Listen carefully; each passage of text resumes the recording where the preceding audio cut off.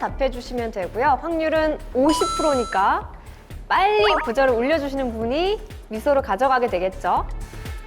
네, 저는 그러면 예금보험으로 해보겠습니다. 예금보험. 오. 네, 바로 미소가 4개짜리 문제가 나왔네요. 지금 주영님께서 부저를 바로 몸 앞으로 갖다 놓으셨어요. 언제든지 준비 태세를 가지고. 가장 빨리 반응을 하기 위해서. 예. 네. 예금보험 제도가 필요한 이유는 예금이 아주 특별한 금융 상품이기 때문입니다. 그래서 은행이 부실하다는 기미가 보이면 경쟁적으로 예금을 인출하려고 하죠. 이걸 뭐라고 할까요? 뱅크.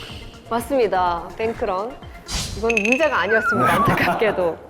그렇다면 예금보험 제도는 뱅크런을 예방하는 유일한 장치다. OX.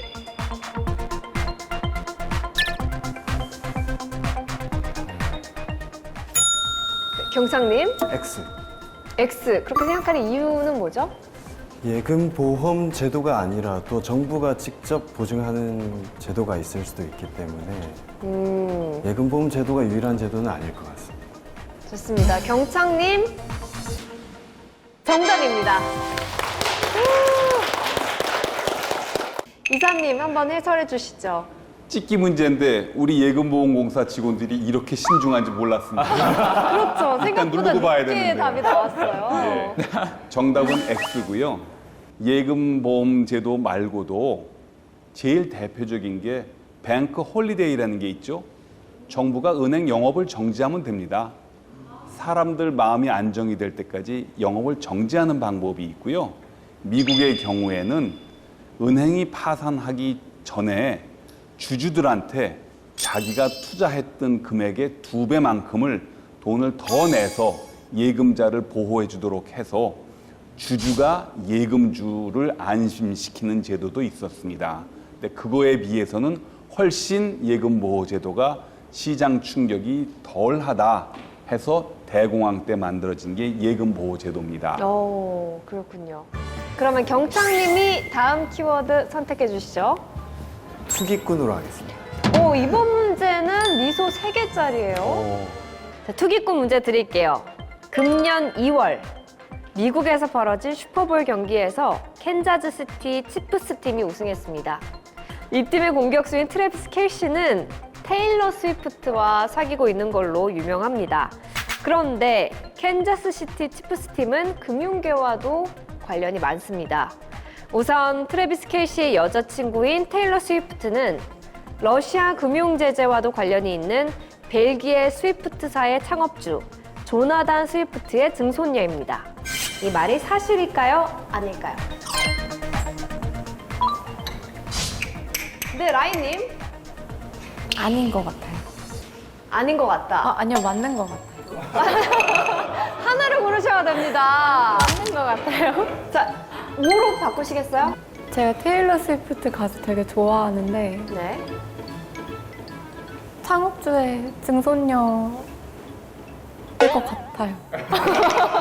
좋아하니까 증손녀일 것 같다. 진심으로 선택을. 진심으로.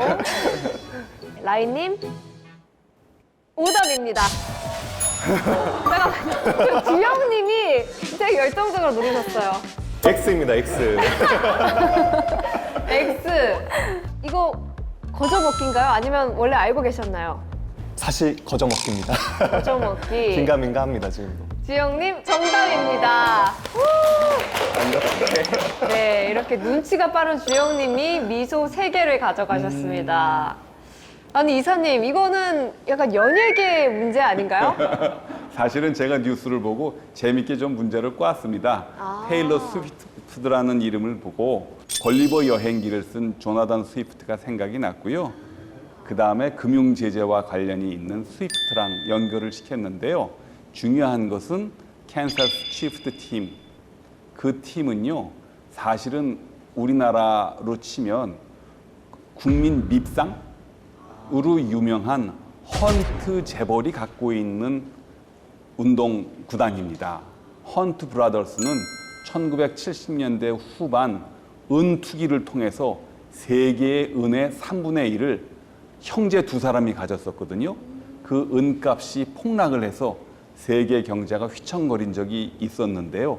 그 헌트 브라더스가 갖고 있는 그 스포츠 구단 중에 하나가 그 취프트 팀입니다. 예. 인터넷에서 찾아보시면 헌트 브라더스가 얼마나 나쁜 집안인지를 알 수 있습니다. 아니, 우리 라인님께서 아깝게 정답을 바꾸셔서 틀리셨는데 이거 원래 알고 계셨던 거 아닌가요, 대강? 아니요. 너무 안타까우실 것 같아요. 괜찮으세요? 네.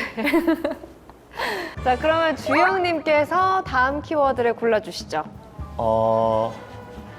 일본 고르겠습니다. 일본. 미소는 2개입니다. 문제 드리겠습니다.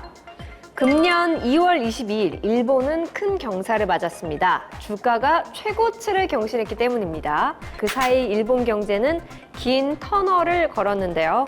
그것은 잃어버린 20년, 잃어버린 30년이라고도 부릅니다. 침체 시기가 길었던 것은 1990년대 초 버블이 붕괴된 이후에도 일본 정부가 금융기관 구조조정을 하면서 단 한 개의 은행도 파산시키지 않았기 때문입니다. 썩은 사과를 버리지 않고 건강한 사과와 섞어서 큰 바구니에 담은 뒤 문제를 은폐시키는 전략을 쓴 것입니다. 이 말이 맞을까요? 틀릴까요? OX. 창민님, 저 X 하겠습니다. X. 그 이유는 뭐죠?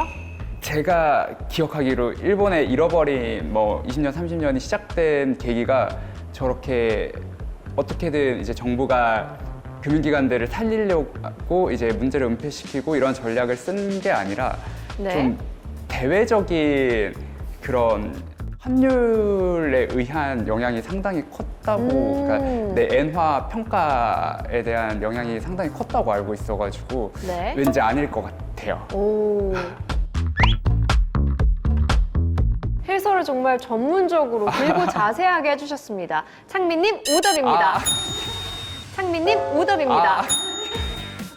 네, 경창님, 정말 속도 빠르게. 경창님 정답입니다. 와.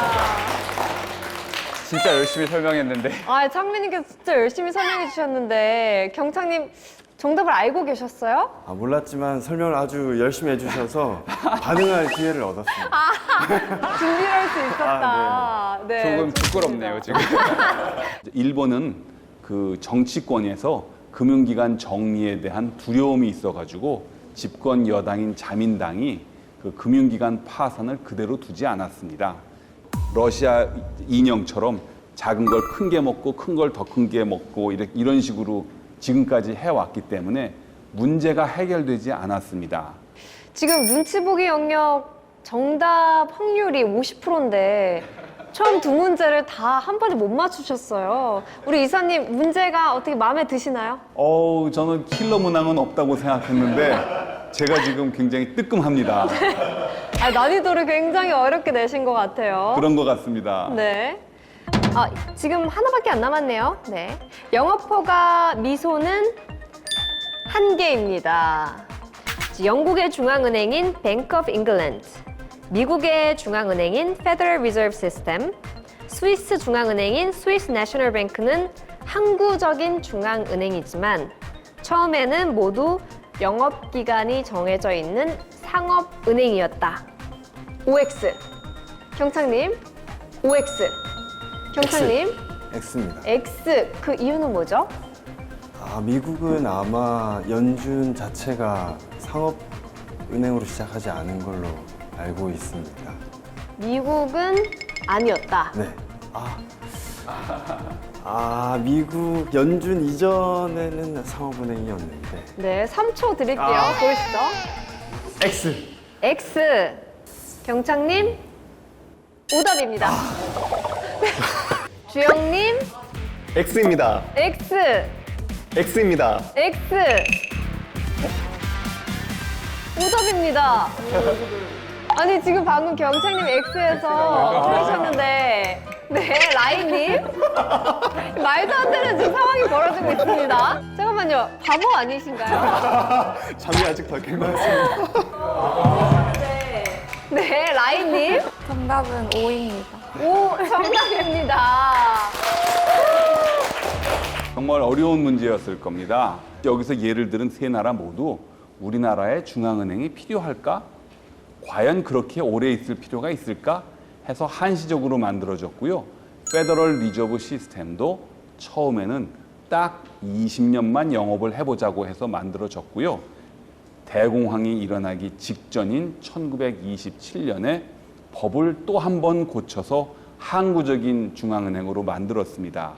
네, 이렇게 해서 눈치 보기 영역은 두 가지 영역을 같이 풀어봤는데 우리 차현준 이사님께서는 예금보험공사 임직원분들의 정답률 어떻게 생각을 하시나요? 조금 실망스러워요. 단번에 손을 들고 100% 답을 맞출 줄 알았는데 좀 실망스럽지만 제가 문제를 어렵게 꽈서낸 이유도 있지 않을까 해서 좀 반성을 하고 있습니다. 네. 사실 우리 임직원분들이 바로 뒤에 이사님이 계시기 때문에 조금 부담스러울 수 있거든요. 사실 지금 애써 외면을 하고 아무 말이나 이렇게 막 지르고 있거든요. 네. 근데 앞에 계셨으면 더 부담스러웠을 거예요. 아, 차라리 뒤에 계시는 게 네, 낫다. 차라리 뒤에 계시는 게 외면이라도 이렇게 할 수 있으니까. 아, 혹시 아까 그 OX에서 틀린 답을 얘기하시면서 해설을 하실 때 뒤쪽에서 이사님의 눈빛 느끼셨나요?